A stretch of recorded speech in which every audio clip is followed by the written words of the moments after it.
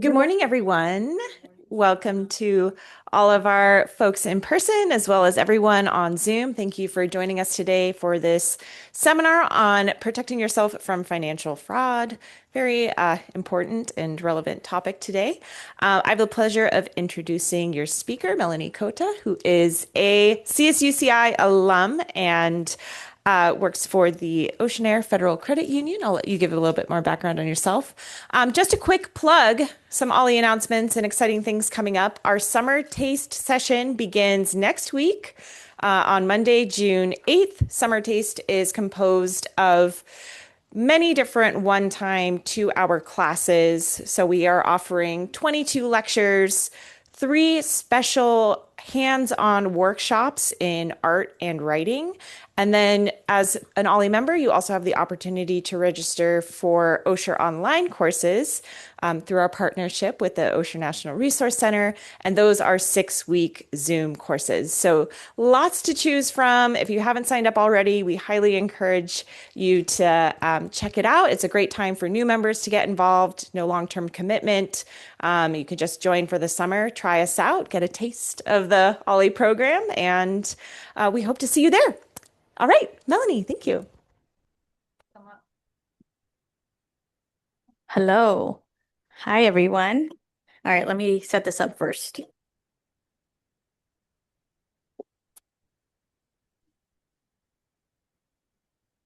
All righty, can everyone hear me? Can I get a thumbs up? Yes, yes, yes. Okay. So yes, my name is Melanie Cota. I am the Risk and Fraud Analyst at OceanAir Federal Credit Union, which used to be CBC Federal Credit Union if you guys are local here.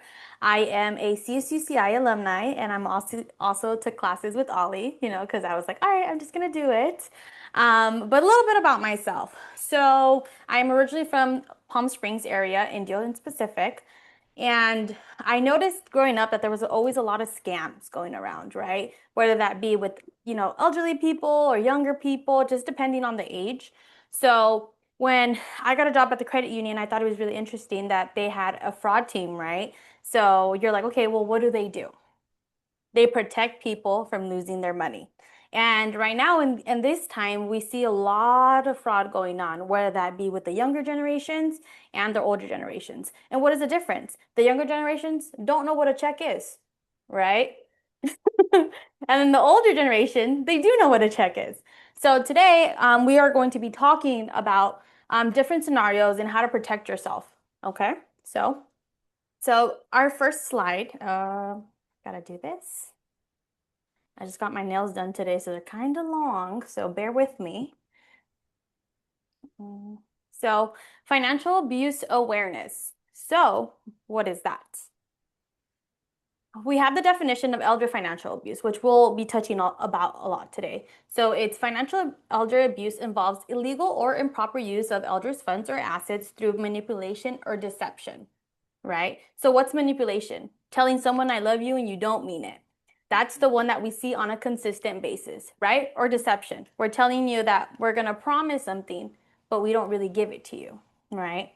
So we'll talk about signs and prevention strategies, how we can identify suspicious transactions early on, because when fraud happens, it's quick. You blink and everything already happened, right? So we're going to be able to apply empathy, communication, and how to prevent the actual exploitation. And one of the things that we do at the credit union is we do a lot of collaboration and empowerment. So earlier I was talking about how we do financial literacy from the beginning, from in elementary school all the way through high school, but we also have to expand that within our community here in Ventura County. So we're going to be talking to different communities, and we're just going to work together how to manage our finances and report fraud. Because reporting fraud is a thing that does not get done. That sounds bad, and we'll go into statistics right now. Okay.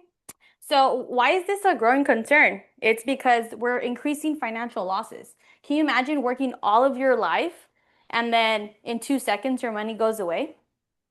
Right? You send out a wire, you think that it's for someone that you love or that you're going to talk to, and then all of your hard work life earnings go away, right? There's a sophistication of scams going on now as well. The advancements in technology like AI and social media are being targeted more effective, right? You go on Facebook and someone is selling something, you send them the money and then they block you. That happens on a consistent basis. And or someone sends you a message pretending to be your cousin that lives on the other side of the country and they're like, hey, I need this money. Can you wire it to me ASAP? You wire the money because you think that's your cousin, but someone hacked them, right? We're seeing that on a consistent basis. So we also see an emotional impact and underreporting. So victims, they often feel shame or embarrassment, right? If I were to get scammed, and I do this for a living, I would feel very embarrassed. Would I report it? Absolutely. But would I be embarrassed? Absolutely. But we see oftentimes that people don't want to report it. They don't want to go to law enforcement. They don't want to do any of that because they're embarrassed of it. And then, so we just need the vigilance and education. So whenever we do these fraud awareness trainings, we want to make sure that everyone really sits there and thinks of how can that impact me, or how can that impact a friend, right? Because we're growing at an age where people are starting to, not be as open as they used to be because they're on their phone on a consistent basis, right? So what do these scammers look for? I think it's really interesting. Oh, did it go away?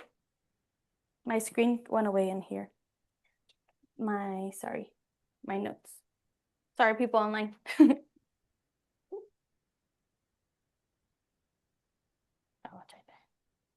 Okay. So what do these scammers look for? So they look for accumulated wealth, right? They look for vulnerabilities. They look for social isolation. They look for generational trust, right? So oftentimes as we are growing up and right now in this golden age, we're teaching our kids about generational wealth, right? And what does generational wealth mean? Is to create your money and make it work for you, right? And we're going to talk about all of those things. So there's a psychology on fraud, right? So these, you can't really see these, but I'm zooming it in. Can you guys see it? So there's a triangle here. So the first one is pressure, right? And then rationalization, and then the opportunity, and then the self-interest, okay? So we're diving into the psychology of fraud because it's really important to understand that there is a psychology behind this. I am not a psychology professional myself. I studied poli-sci, but the psychology behind why people do this is very interesting. And when you get to talk to criminals who actually do fraud for a living sometimes, because we have talked to people who have done fraud in a living, some of them will tell you they do it because they're bored. Go be bored doing something better. Don't do that. So this fraud triangle just really talks about, behind the act, right? What they really feel. Some of them have fun. Some of them are just bored, right? So we'll have a takeaway here. And feel free to stop me if you guys have any questions and what do these things mean as well, okay? Yes. Okay, so you, on the previous slide, you mentioned accumulated wealth, that scammers are aiming for that. How do they find out that you have accumulated wealth? So by your bank statements. Yeah. So a lot of people and a lot of our generations like getting their bank statements sent home via USPS mail, right? Unless you've already switched to online banking. So financial institutions are pushing people to do online banking because people still mail every single day, whether that be a postal worker, whether that be a random person just opening mailboxes nowadays. That is the number one way that they find mail. And if they get lucky, they see your bank statement in there and they're like, oh, this person has that much money.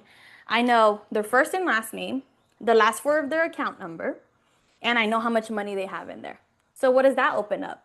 That opens up other ways for them to be able to do more fraud, right? So if they know you have Bank of America, so they have the Bank of America routing number now, right? The last four of your account number, right? So they can add that and they can add a withdrawal from your bank account to their bank account because you just didn't notice that your bank statement was in the mail, and that's how they know your wealth. It's sad and it's scary, but I always tell everyone, don't get your bank statements sent out to your house because there are people who are going to different cities. We have a lot of people from Bakersfield. We have a lot of people from Los Angeles that are coming to do mail fraud here in Ventura County. It's a regular thing that we see on a consistent basis. But there are also problems online in terms of security. Mm-hmm. And so Yeah. that information can be accessed also online if they're, and they know a whole lot more than I do about accessing stuff online. Mm-hmm. Yeah, no, So 100%. that's not really a foolproof protection. Yeah. So especially when they have a lot of links, so if you click on a bad link, which we'll be touching on a little bit in the next slide, in the next couple of slides, so, you know, they send you a link and you link on it. Let's say you have your online banking open from your financial institution and or any of those things, they can get all that data as well. They could do an account takeover with just your cell phone as well. These people are really smart, but I wish they used their brains for something else, not defrauding people. So there's no clear answer because there's just so many leaks, right, that happen on a consistent basis. I mean, how many of you guys have experience where Experian sends you a letter and like, hey, all your data got leaked? That happens once every few years, right?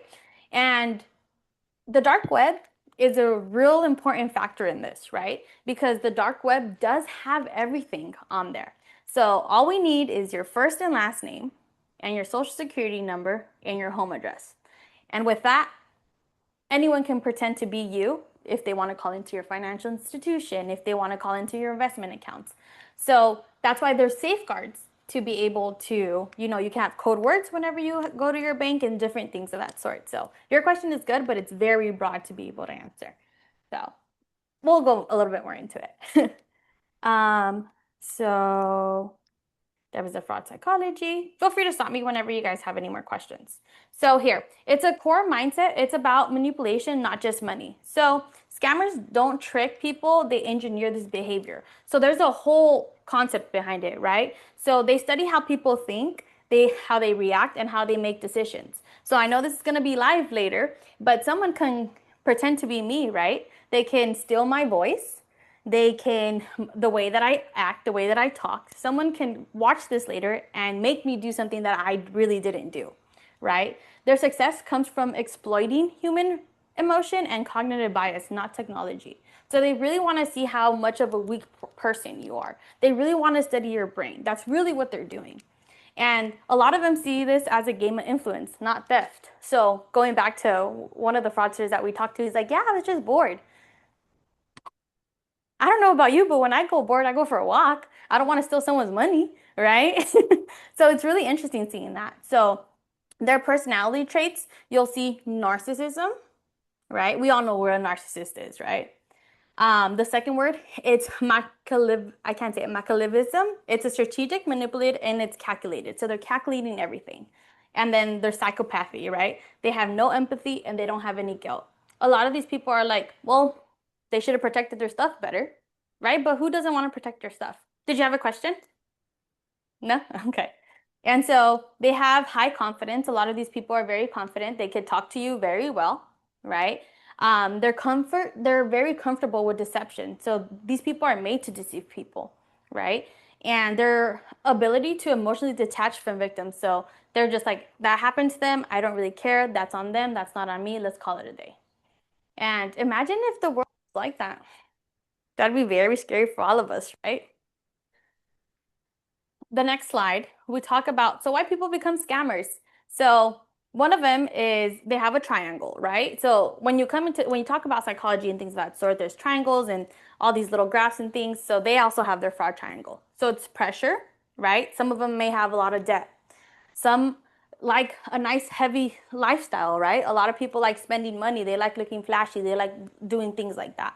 They also have financial stress, right? Right now with the economy, a lot of people are going into financial stress. So right now, we're expecting to see a lot of things going up in the sense of fraud, right? But a lot of people aren't going to have money, right? And then opportunity. They feel like they have the access to doing it, so why not? And then their rationalization is not there. They said they can afford it, like this victim can afford it, so they're gonna get the money back, right? The bank will pay them. That's the way that these people think, right? And some people just want control. They want power. They don't get it at home, right? They want the thrill. They want the ego boost, like, oh, I just did this. And this is learned behavior. Some people We have big fraud rings that, people from the East Coast send people to the West Coast to do fraud. And there's people from the West Coast that go to the East Coast to do fraud, right? And we see that on a consistent basis. Recently, I read about a fraud ring that was sent out from Connecticut to California, right? So there's different types of fraud, right? So this one of the specific ones is with fake identities.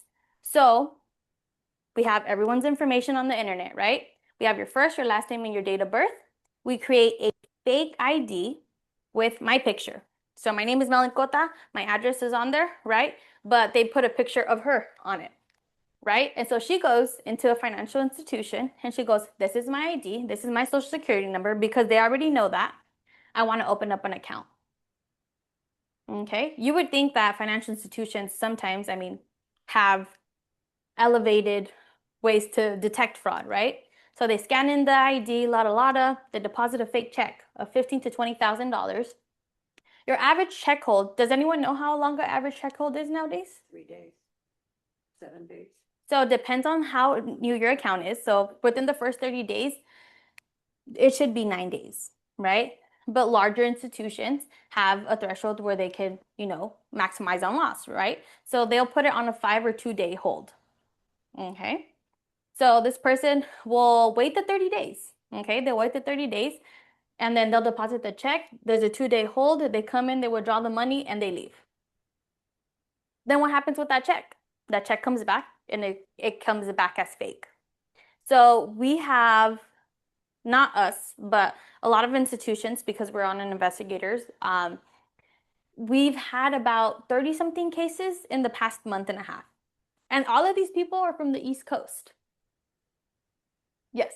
Why like East Coast? Why would they come here and not do it in their hometown, or California do it in your hometown rather than going across? So the question is why would they do it? Why do they travel so far, right? Why do they go from East Coast to West Coast? Because it's not their jurisdiction and it's going to be very difficult to find them, right? So let's say someone lives in Connecticut in a little town where I don't even know where Connecticut is on the map. I'm sorry, but they're in Connecticut, right? In a little city. So everyone knows each other. You're going to walk by, you're going to be like, hi, Melanie, how are you doing? Oh, I'm doing great. How are you? Would I want to do fraud at a bank where someone would know me?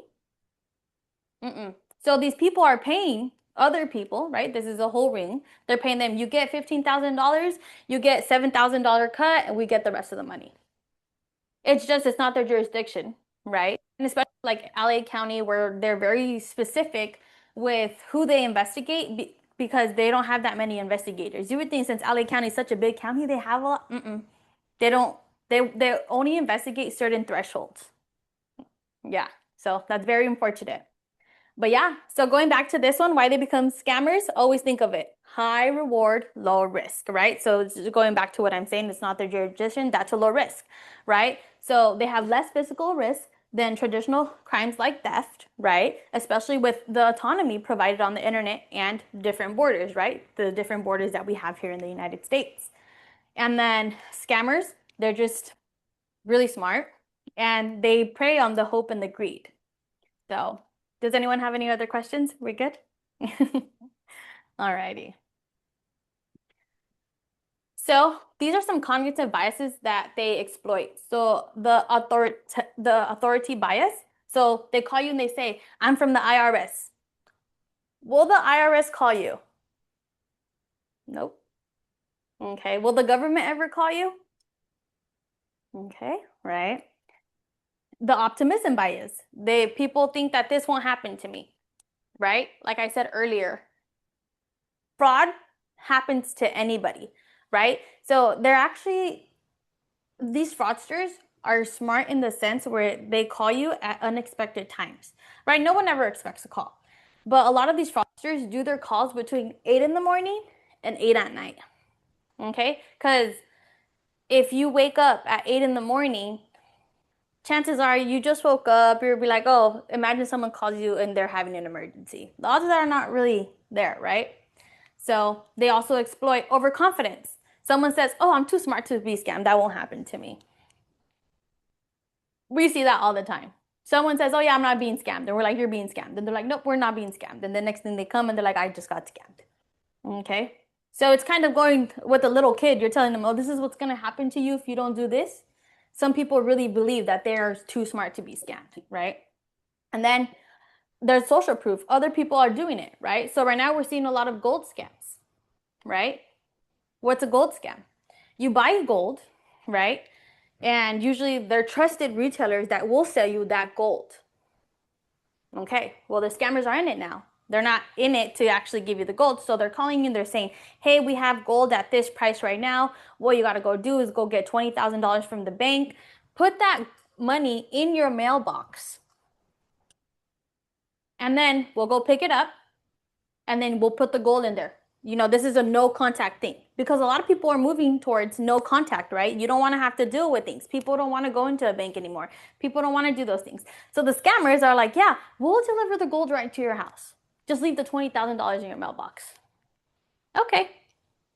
We've seen a lot of these instances right now, right? Others are doing it. Okay, so my friend did it. I'm going to do it as well, right? But did you ask your friend the important question? Who did you use? Right? Or did someone just call you magically? So those are things that we're seeing as well. And then the confirmation bias, victim just ignored red flags, which we're seeing a lot nowadays because we're trying to educate everyone about what fraud is and things of that sort is. And some people just don't want to accept it. Some people just, you tell them, this is what's happening to you. We don't want you to become a victim. And people just do not want to accept it because sometimes it's hard, you know, depending on the type of scam that you're falling for. You know, imagine it's an imposter scam. It's a sweetheart scam, which we'll be touching on right now. All right. All right. So what are their social engineering techniques? They build rapport. Okay. So for the sweetheart scam, right? They send you a message or they send you a text message and they're like, oh, how's your day going? My name is X, Y, and Z. I hope you're having a good day. Are you expecting that text message? Probably not, right? Does anyone have WhatsApp in here? Do we know what that is? So there's a lot of scams on WhatsApp, right? Right. So WhatsApp is a secure encrypted message platform. Okay, so everyone, I think it's great, right? Encryption, amazing, we love it, but there's still scammers on there. So they'll send you a message. I've been your friend from 15 years ago. We went to the same high school. They start talking to you and they ask you about how your day goes. The first thing that we should do is probably like, why are they reaching out to me 15 years ago? Like that, I haven't seen you. I don't know anything about you. Why are you all of a sudden reaching out to me? So that's creating a believable story, right? And then they get comfortable with you and you get comfortable with them. Oh, you know, how was this person from high school? They'll go along with it, right? Next thing you know, they'll be like, okay, well, you know, my kids are having a financial struggle right now. By any chance, can you send me money via Cash App? Have you guys heard of Cash App, the platform Cash App? Okay. Have you guys heard of Venmo? Yes. Have you guys heard of PayPal? Have you heard of Zelle? Okay. So they'll tell you, send me money through this platform and, you know, our relationship would be so much more better. I'll go visit you. Or they'll even say that I'll go visit you, which we see all the time. And then they're applying pressure to you. Oh, are you going to send that money now? Oh, I need the money by end of day. Or, oh, my daughter needs a surgery, right? Okay, if we don't get that money now, like she's not going to be able to have this surgery. She's going to die. Can you send me the money now? Can you send me the money now? And they will start pressuring you, right? And then they're going to guide you. If they want cash, they're going to say, go into the bank and say that this money is to buy a car. If you're asking me to send you money for your daughter's surgery and you want it in cash and you're telling me to tell the bank that it's for a car, anyone in the right mind would be like, why would I be lying to my bank? You know, there's some people that are like, oh, the bank doesn't need to know, right? Those are all red flags. We all know what red and green flags are, right? Right? Red flag, not good. Green flag is good. You think about this and it's like, this story is so inconsistent. But when people are in a position where, you know, they build that small talk and that friendliness with them and they really want that money, right? And they really want to help their friend, right? Because I don't know about you, but I love my friends. And if they need help, I'm going to try to help them at the best way that I can. But a friend that came out of the blue from nowhere wait, why am I going to be lying to my bank when I'm really going to use it? Right? What the bank is going to do or the financial institution is going to do, they're going to question you, what is the money really for? Right? And it's not, we don't want to invade your privacy at all whatsoever because that's not what it is. What a financial institution is there for you to make sure that your assets are protected. And sometimes we don't see it like that when we're under pressure. We don't see it like that when we're feeling for someone else because they need that help, right? We're put in a position where we don't even know what to do, but we're still going to help that person. So we don't see that we're actually being scammed. Okay? So it's really sad. So we'll talk a little bit more. And then this right here. So some warning signs and risk indicators. All right. So understanding the 4 P's of fraud. So pretend, problem, pressure, and pay. Okay. So this was just kind of the example that I just gave right now, right? So they're impersonating someone they know and trust, and they pretend to be a government agency, a family member, a financial institution, or tech support. Tech support is really interesting.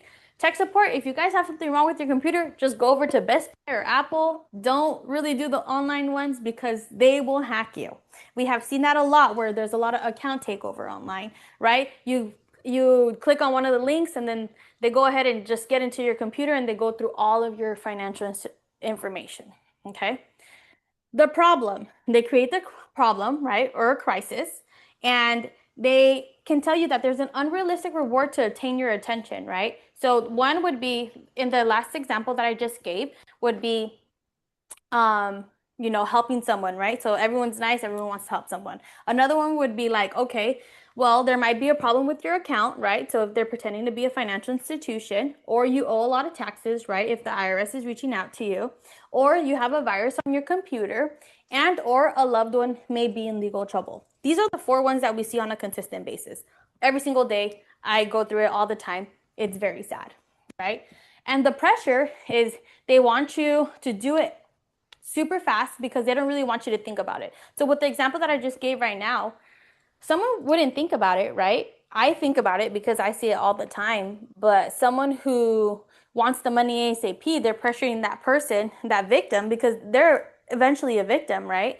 They they don't have the time to think, right? So they demand that you pay in a specific and unusual, often irreversible way. So usually these methods are untraceable. Okay, so PayPal, Venmo, Zelle, Cash App. Cash App is a very prominent one that we do use as youth nowadays, and wires. Never send a wire. Does anyone want to ask why? It's not reversible in any way. You're out. Exactly. Once we send out the wire as your financial institution, there's no way for us to get those funds back. Okay? And what does a wire have that a check has? Your account number, your routing number, your first and last name, and the beneficiary address, so the person who's going to be benefiting of those funds.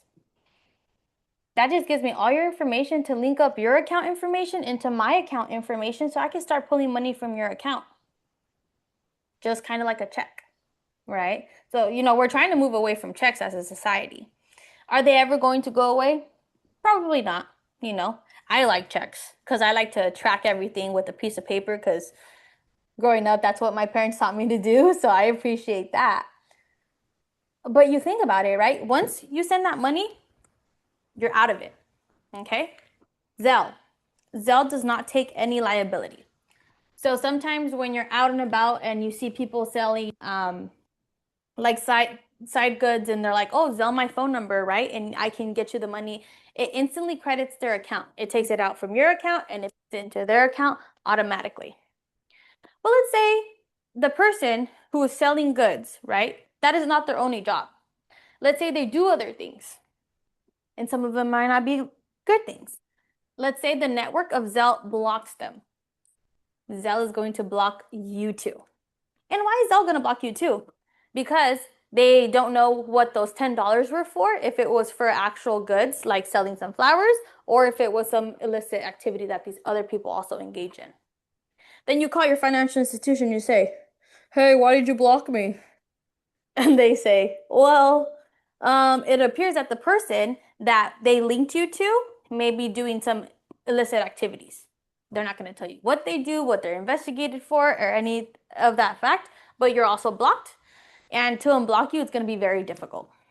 Okay, so I always tell everyone, cash is king, guys. I know it's sad, right? But cash is king, like, because if you're gonna pay for something, pay for it in cash. Just make sure you know how to analyze those bills. But Zelle is a very risky network. Those P2P, so P2P means person-to-person transfers, right? Those P2, they're very difficult for you to get unblocked from those systems. And those systems are all over, right? They go from all the financial institutions that actually are supported for them. So it's interesting. Okay, and then these right here, so these are behavior warning signs that are often earliest indicators of potential financial elder abuse and can provide critical insights before financial losses actually occur. So we always need to make sure that we're attentive and subtle to different behaviors of communication, whether that be by yourself, with your friends, right? Because sometimes we don't know what our friends are going to. So if we notice that some of our friends are acting confused, right? So let's say your friend is up and bubbly every day and you see them every day and then all of a sudden they're acting confused or they question things, ask what's going on. If you tell that one of your friends is going through anxiety or fear, that's also an indicator that they may be, going through some type of fraud. Then if you ever think that there's any signs of coercion, right? So if someone else is speaking on behalf of another person, so we usually tend to see that with partners, right? With a partner, a person is talking and they're like, no, oh no, this, oh no, that, right? That can be a little bit weird because not everyone's relationship is like that, right? And if we start seeing reluctance and hesitations between our peers and our friends and things of that sort, question those things because there may be a slight chance that they may be going through something and we don't know what they're going through, right? We don't know who we're talking to every single day online. So the next one. So here are some transactional red flags that your financial institution is going to be looking at, just so you guys know. So we look at unusual withdrawal patterns. So if we start seeing sudden withdrawals of cash, okay, let's say you start withdrawing $5,000, $10,000 and you never used your account. We only saw you use your account for things like your social security deposit, your employer deposit, and we start seeing things like that, right? And then all of a sudden, and you pay your mortgage every month, you pay your insurance every month, you pay the same things. And all of a sudden, we start seeing large cash withdrawals. If your financial institution asks you, that is a good green flag because they're noticing that you never did this. And why all of a sudden are you doing this, right? So we see that goes to my next point, the shift in spending habits. We start seeing ATM withdrawals, right? And things like that. So ATM withdrawals are great, if you need 20, $100 casually, but if you start withdrawing large amounts, what if, one of your kids is taking abuse of you and you don't even notice that, right? We see people oftentimes with larger balances that don't notice little things like that. Where do you leave your debit card? Right? Some people get home, they throw their debit card on their door, like next to their door, they leave it in their purse. You don't know if someone in your household can be abusing your funds as well, right? And then gift card and wire transfer risk. We just talked about wire transfers and gift cards. If someone tells you, go to CVS and buy me $500 worth of gift cards and send them to me, what are you going to do? Not that, right? You're not going to be doing that. But that is the easiest way for these scammers to go ahead and scam you, okay? And then changes in account ownership. That one is actually very interesting because oftentimes when people are not together anymore, they separate and things of that sort. Sometimes, you get a partner, you get somebody to take care of you and things of that sort. There's a lot of caregiving scams, right? Where the caregivers are financially exploiting the people that they're taking care of. And we're seeing that a lot in Ventura County, and I will give you guys numbers for that. Okay? So are you using, you being the bank or financial institutions, on the first two, those shifts, Mm-hmm. withdrawal patterns, are they using some kind of a program that alerts like the teller or somebody else in the bank that something unusual is going on in this account? Okay. How are they detecting that? So her question was, because I'm telling the people online too. Her question was, as us as a financial institution, do we have detection softwares, basically? And yes, we do have detection softwares where we're able to monitor everyone's history and activity, and it sees it every single day. We look at the files every single day. We have all of that in place. But you also have analysts, and analysts, instead, like aside from using that software that we may have, they also look through accounts every single day. We have reports, but yes, we have what's called the BSA and AML, so it's Anti-Money Laundering and the Bank Secrecy Act.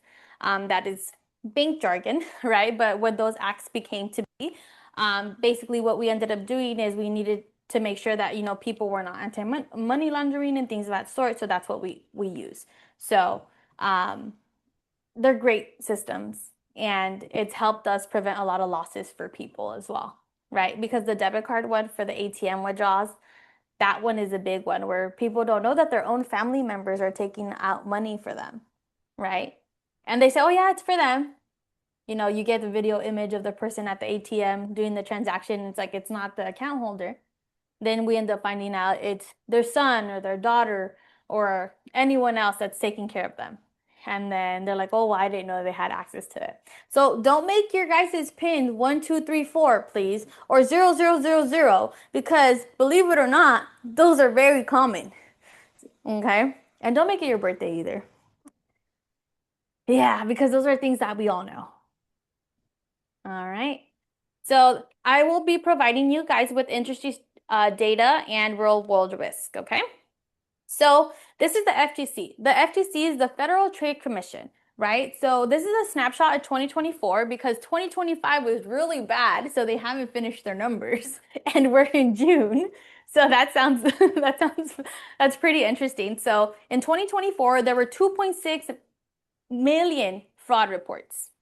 Okay. So they reported 12.5 billion reported lost. So 1 in 3 people were a victim of a scam. So imagine in here, 1, 2, 3, 1, 2, 3, 1. Oh my gosh, that is a lot of people in here, right? That have potentially been a victim of a scam. Isn't that scary? And I think it's sad, right? So we have the imposter scam being number 1. Number 2 is the online shopping and reviews one. Number 3 is the business and job opportunity scam. So that one's really interesting because that is for the middle age groups, because everyone thinks that they're going to get their dream job on Indeed, right? Or LinkedIn. And then we have the investment scams. So like earlier I was talking about the gold scams. That is a type of investment. So that does fall under that. And then the internet services scam, which could be anything between your computer has a virus and or we're going to add this, or you're buying something on eBay and then they ghost you, right?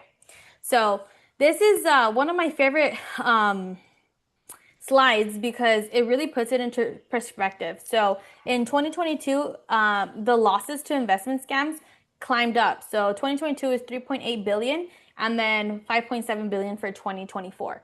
So I can only imagine what it's going to be for 2025, right? That's pretty scary. All right. Yes. What do you mean by a negative? A negative review scam. So for people who do like businesses online, right? So they put a negative review on, let's say I sell hats for a living. That's my side job. And then I add a negative review myself. Well, no. So I'm pretending. So let's say you have a business, okay? So you have a hat business and my name is Melanie and I didn't like the hat that you gave me. Okay? So you're like, okay, I'll give you a refund. But what these people are doing is for a negative review scam, they're buying in larger thresholds. So they're buying 50 to 100 hats. They're leaving you a negative review. A lot of people don't tend to ask for their products back, and then they're selling those goods for their personal benefit. So Amazon does that a lot. Amazon does this where so they send you something and then they're like, oh, you didn't like it, keep it and order another size. So a lot of companies and a lot of people are benefiting. So they do a negative review per se, and then they go ahead and I bought the 50 hats, I'm going to resell them and I'm going to make money of it. That is considered a scam because it's not for personal goods, right? So yes. Awesome. And then let's go to the next one. All right. So can you guys see this? Is this kind of clear? Do you guys want me to zoom in a little bit? All right. So this is from the Financial Crimes Enforcement Network. So the Financial Crimes Enforcement Network is also known as FinCEN. It's one of our regulatory reporting government agencies that we are required to report to. Does this look like a legitimate what is what is this called? A legitimate web page? Yeah, yeah, I think so too. But then I started reading it, and you start reading it, and it says the government is currently urging our bureau to expedite the recovery compensation of victims' investment losses. In response, we have launched an official online refund process and placed the funds under the custody of a designated refund transaction institution. Due to pressure from our national authorities and the need to reduce public concern, all right, I'll read that again. Due to the pressure from national authorities and the need to reduce public concern, we are now extending the refund invitations to selected victims. Ooh, you feel lucky, right? No, you don't. Use WhatsApp, right? Use WhatsApp to contact the external liaison expert for supervision and apply for a slot. Expert's WhatsApp number, I don't know, 307, sounds sus, right? Online processing starts at 9 a.m. Our bureau hereby formally declares that no fees will be charged to anyone in any form during the entire process. On the top, it looks real, but then the wording. What do you mean? Bad grammar. Bad grammar, yes. Punctuation is missing. Uh-huh. Punctuation is wrong. And why would they say need to reduce public concern? Okay, and then use WhatsApp. That makes it even better. Just use WhatsApp, right? We talked about WhatsApp earlier. Oh my gosh. People were falling for this at large numbers. Okay. Isn't that sad? I have a better one coming up next. Let's get this one. Let's catch the issue on this one. There's one real and there's one that's fake. All right, so the Easy Pass final notice. Enforcement will begin on October 18th. All right, what can we point out there? What's X? Easy Pass would be kind of like the toll roads here in California. Mm-hmm. Yeah. So it's the same concept of the toll roads. So Easy Pass. So the first thing that I noticed is the toll roads or Easy Pass, depending on which state you're at. They're not going to send you a text message with a number from a weird area code. Right? They're not. They're going to send you, depending on the area code where it's at, 760, 805, 619, those areas, right? If we're in California, I'm going to put it straight out like that. Okay? The next thing, enforcement. The word enforcement, who's going to enforce this? So you're telling me you're sending me a cop to my house because I didn't pay my toll? I don't think it's that serious, right? And then it tells you right there, pursuant to New York Administrative Code, if you fail to pay within 24 hours, we will take the following actions. Report it to the DMV. Suspend your vehicle registration. Okay.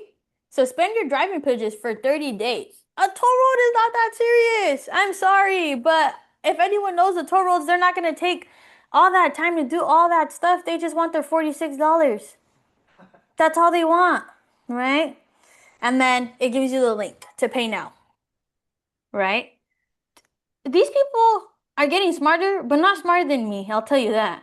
I'm just kidding. See, that was one of the cognitive biases that we were talking about earlier. Everyone will think they're not smarter than me, right? But then we move to the next one. So this one says, Broadview Credit Union fraud alerts. Keep your information secure is our top priority. That sounds pretty good. We're always on the lookout for new ways to protect you and your business. One of our security measures is the client credentials cancellation. Wait, what? What do you mean our security measures is client credentials cancellation? Why would you cancel me This makes no sense, right? I don't know about you, but I wouldn't cancel because I'm trying to be safe, right? Please verify your user ID following with cancel, user ID cancel. Reply, wait, this makes absolutely no sense. So the message at the beginning is perfect. It's great. I love it, right? Because they're telling you we want to keep you safe, but then they're telling you we're going to cancel you. That doesn't sound good, right? So these are things that we are seeing on a consistent basis for the credit unions. People are coming into our financial institutions. They're going into law enforcement. They're doing all those things and telling me, hey, I got this text message. It's better than to be safe than sorry. Because, yeah, these scammers are getting better. I haven't gotten any good ones in a while because I just delete all the text messages. That's one of my recommendations for you guys. So, I'm sorry. Yeah. Bottom line of the previous page Mm-hmm. on the right-hand side, it said reply stop to opt out. Mm-hmm. So if you reply at all, does that open the risk? Yes. So you shouldn't respond at all. Yes, I always say if you're not expecting a text message, or if you don't know who this is, if you don't know the number, do not respond. Because they're going to start sending you more text messages, or they'll even call you. They spoof numbers. We've had instances where we've seen that people or scammers call pretending to be your doctor's office, your financial institution. They can literally spoof your number. So if you text them back, they're going to text you something and be like, oh, click on this link, right? The odds of them telling you to click on the link are very high. So don't respond. If you're like, okay, what you got to do is you delete the text message and you add it as spam. I can teach you guys how to do that later. Add it as spam.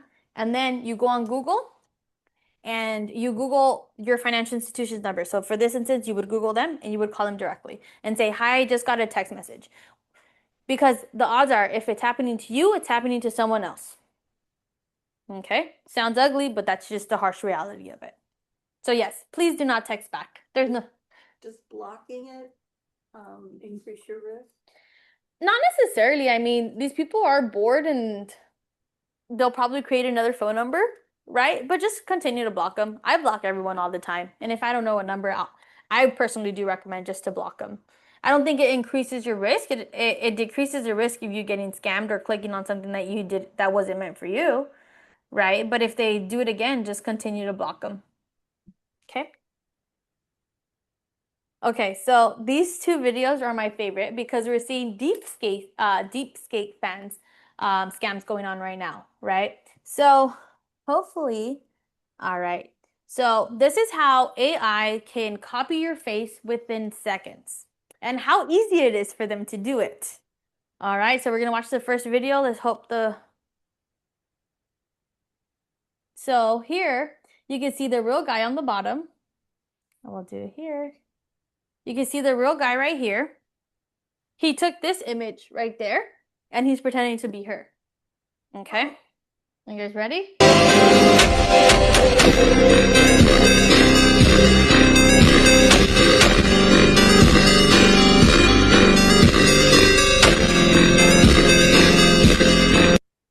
Isn't that scary? Oh, it's scary. It is. This is why I don't post pictures of myself online.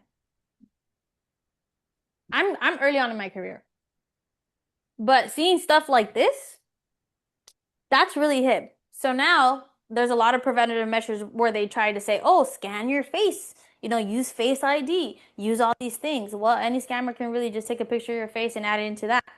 You guys want to see how quick it is for them to do it? We'll play this one here. Someone famous. You just An avatar. Click on the website. Create an account. Click upload talking photo. Upload a photo of yourself. Click on your photo under talking photo. Click create video and choose what orientation you want it in.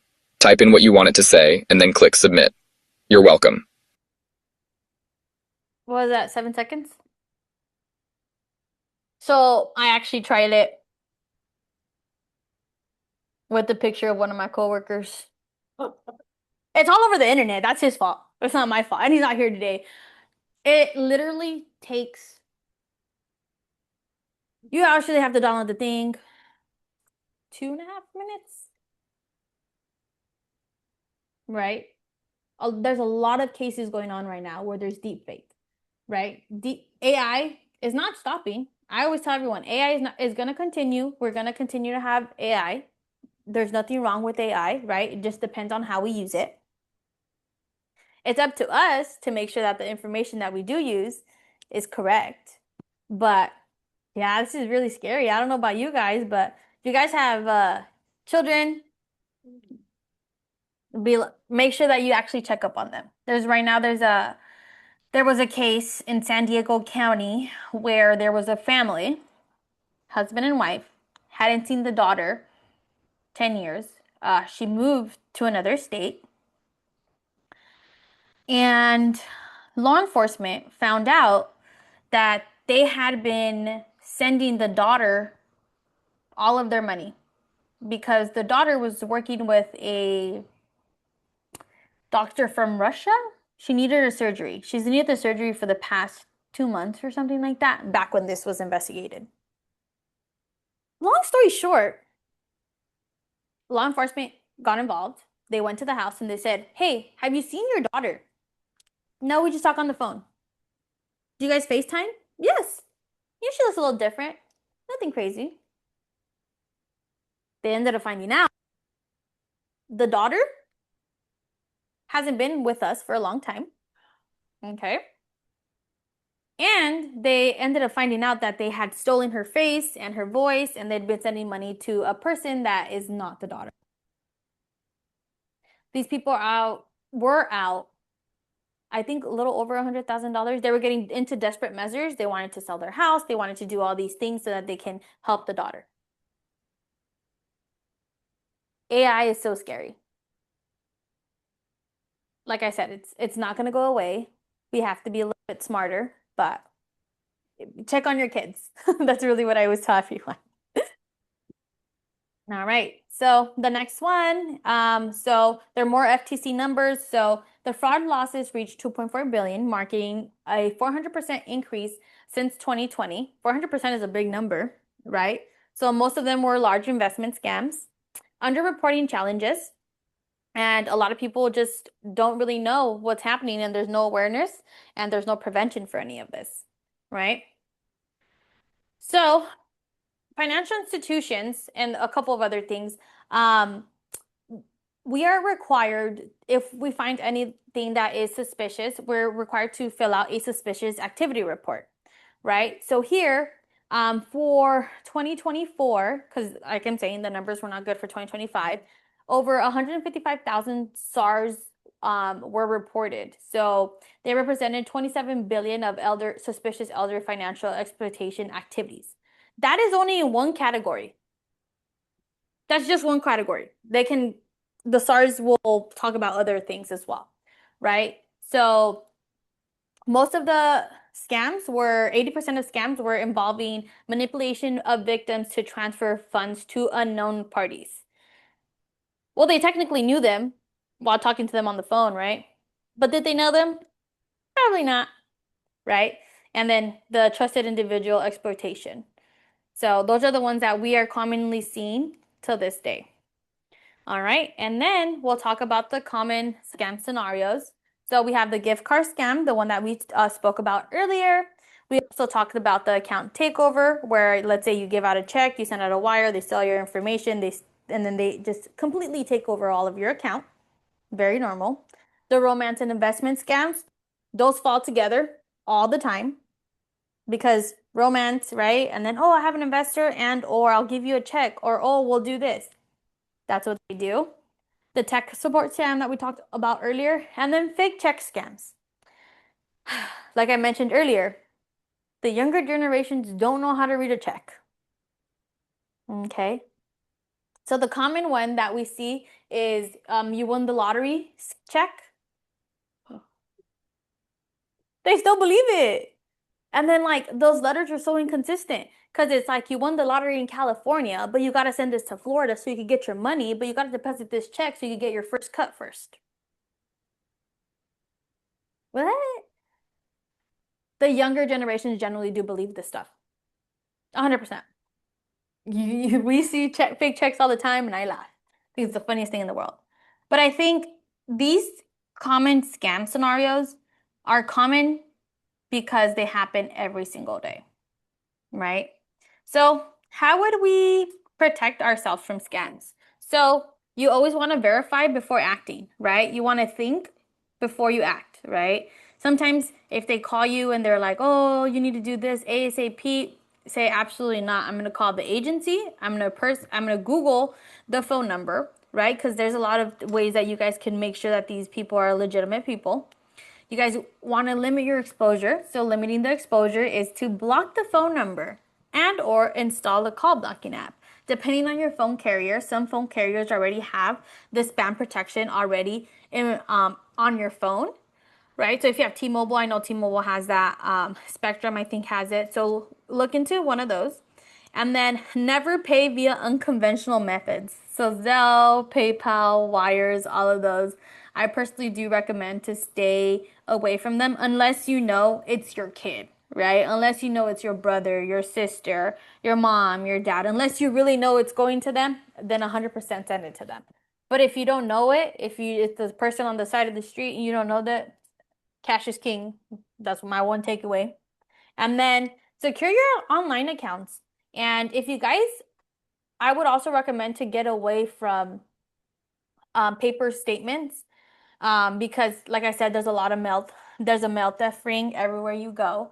And your online accounts, do not use the same password for every platforms. Okay? Do not. Do not use your dog's name either. Maybe your dog's name from when you were younger that no one will guess or remember. But everyone, or your kid's middle name or things like that, make up something that no one can really think about. Because now if you have Facebook, if you have Instagram, you're going to be posting pictures with your family. Oh, with my niece, la la la la la la. All that information is out there now, right? So our recommendation is to make sure that you guys use something that's really unique that no one can really guess. Okay? Those can, so her question is a password manager okay?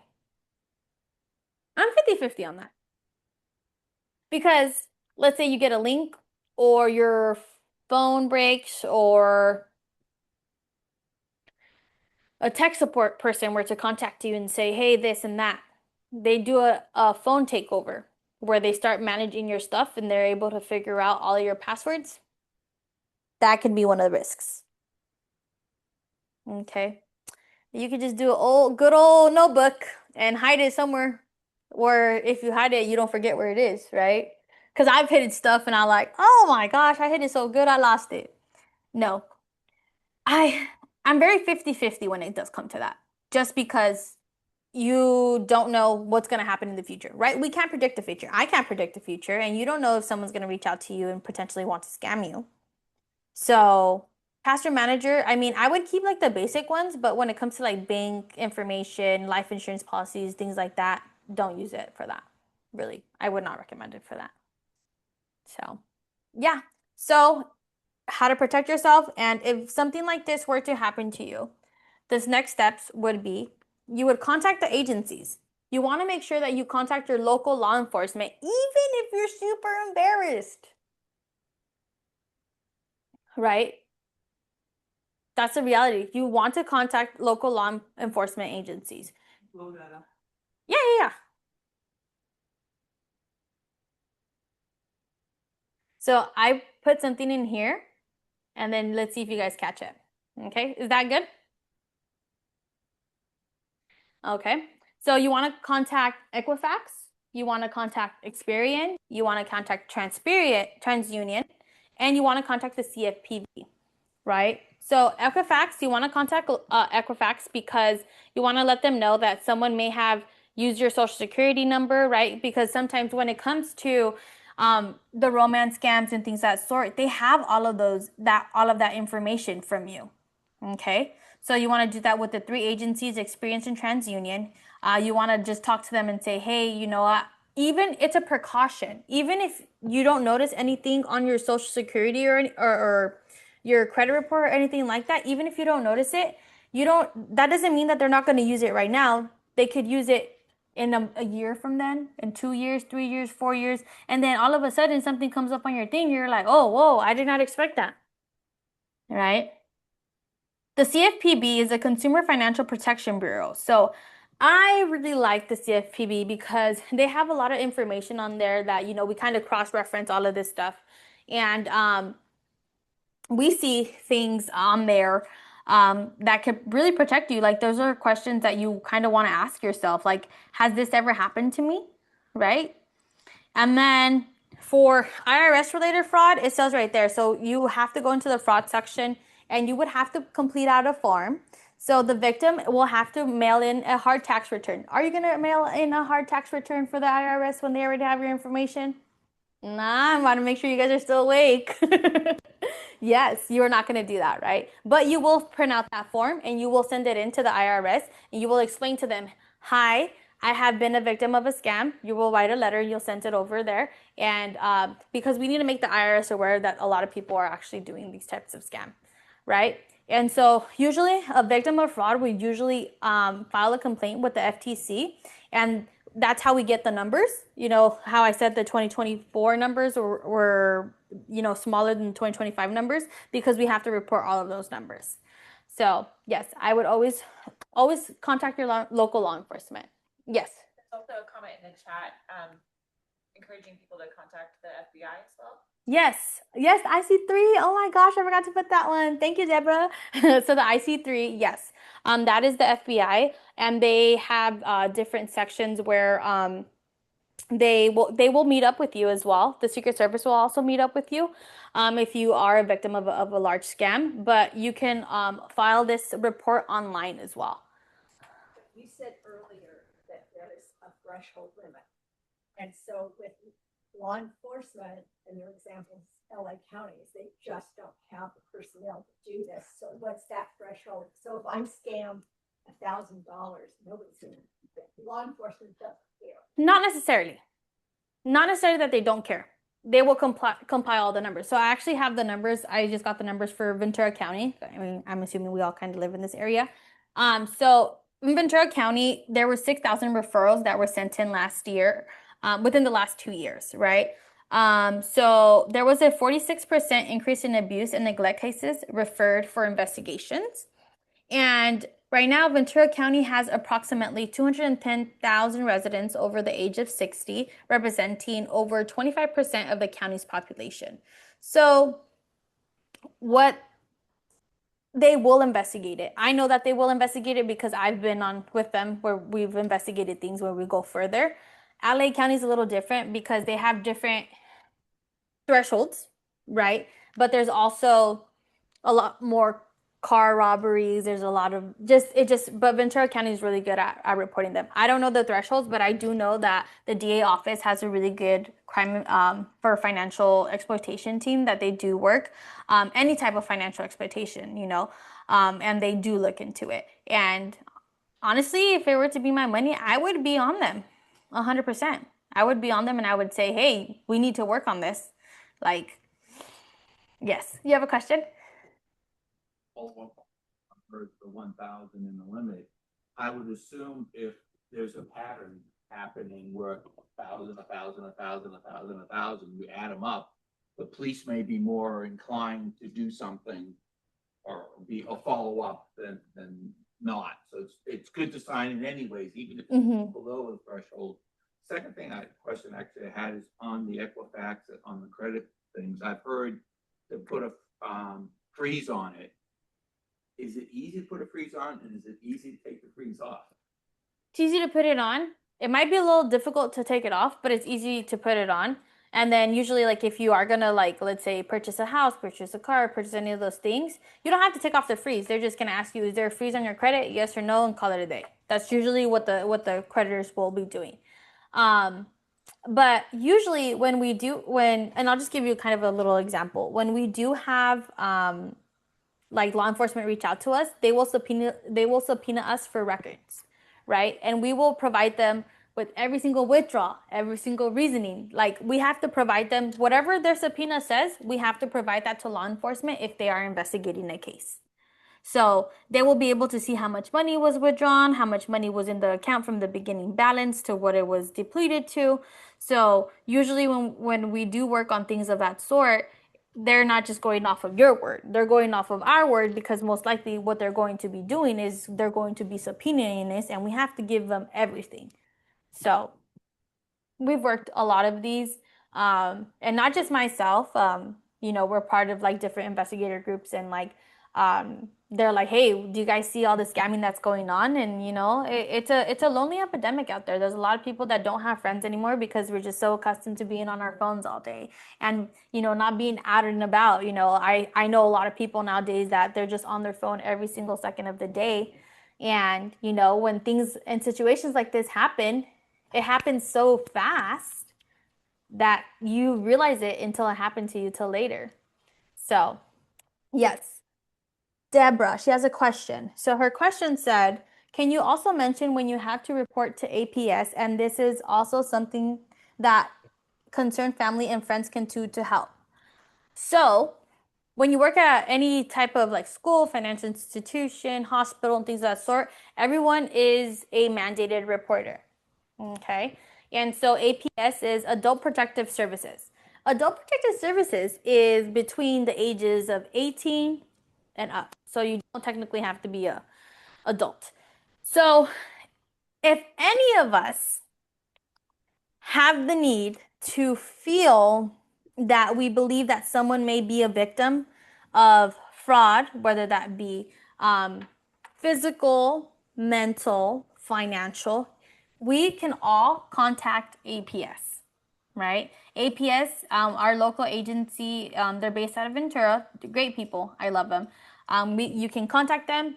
If, let's say, I were to see my friend and I'm like, hey, they're taking advantage of her, I can call APS and say, hey, I believe that they're taking advantage of her. I already talked to her. She doesn't want to see it. I can't help her.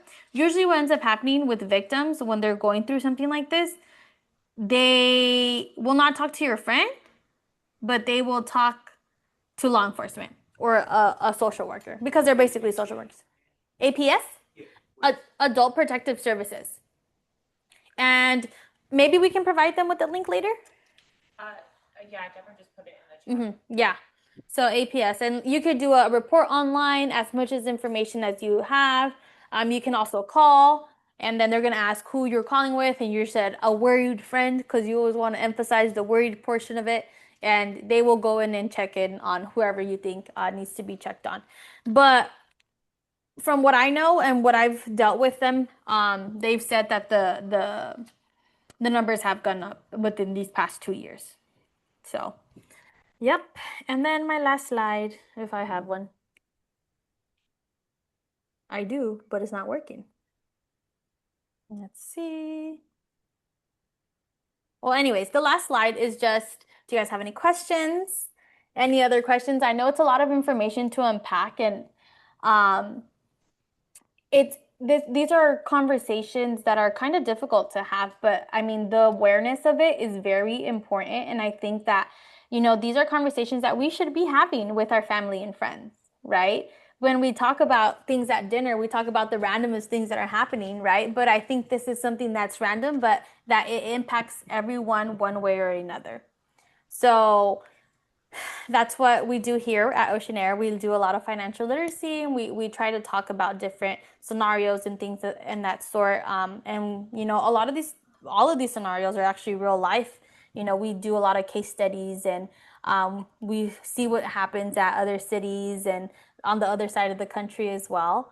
And if you guys have any questions, I can't put my email up there, but it's not working with me no more. Or let me see if I do this.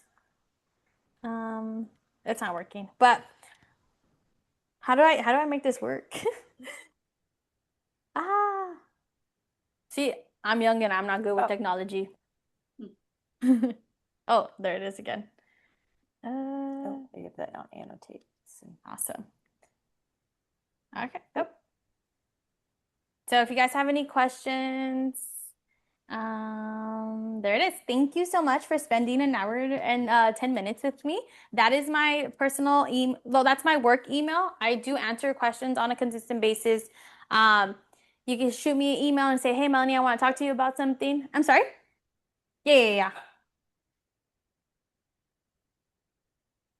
If you guys have any questions, feel free to contact me. So if you want to just hop on a call, shoot me an email, say I just want to talk on the phone. I'm always happy to talk. I love doing my job.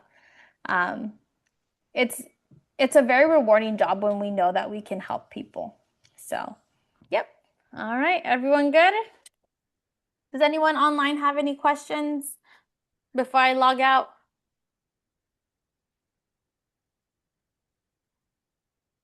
We have 4 minutes to spare.